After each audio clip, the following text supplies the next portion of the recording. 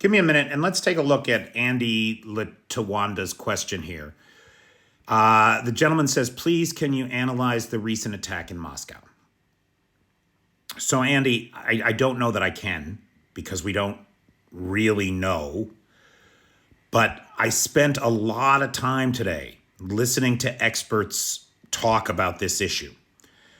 And the general consensus among the experts is that this is exactly who claimed to have done it, ISIS-K. And ISIS-K is a splinter group of the Islamic State.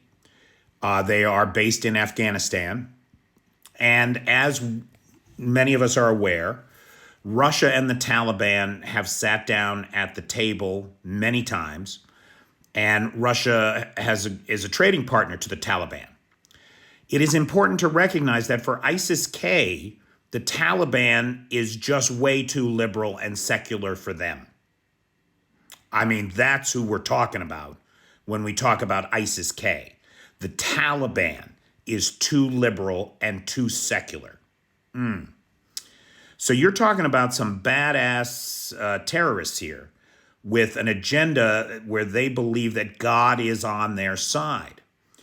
And for Central Asia, it's important to recognize that Russia has always been seen as much of a target as the U.S., as a major world power who stands in opposition to Islam and to the Islamification of the world. And that's the worldview that these guys are coming from. We just saw a month ago, Russian security forces have a pitched battle in the streets of Russia with 6 ISIS-K terrorists who had hand grenades and grenade launchers and 50 caliber machine guns, heavy weaponry in a town in Russia, all eliminated by the FSB. There's a long history of Islamic terror strikes against Russia. There are many reasons for this. The Russian population is diverse. There are lots of oblasts where it's a majority Muslim population, but they don't get treated the same way as the Orthodox Christians do by Moscow. No. Anybody who's not a ethnically Russian Orthodox Christian is a second-class citizen in Russia. And even the ethnically Russian Orthodox citizenry are second-class citizens to the oligarchs and the so-called Russian elite. So it's a very racist, Islamophobic power structure. And these guys are fighting against it.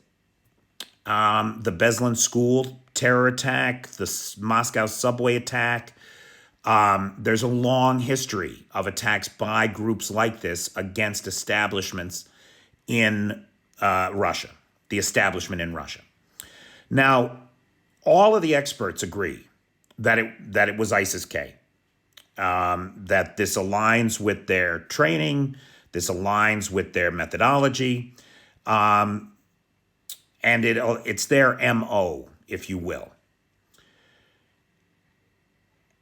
It appears, right, and again, this is according to the experts that I listened to, it appears that this was not a false flag. Mark Galeotti, in fact, said that he had spoken to his contacts inside the security services of Russia, and everyone is frustrated that Putin is trying to blame Ukraine or tie this to Ukraine because it's not real, and that they are embarrassed that it happened on their watch.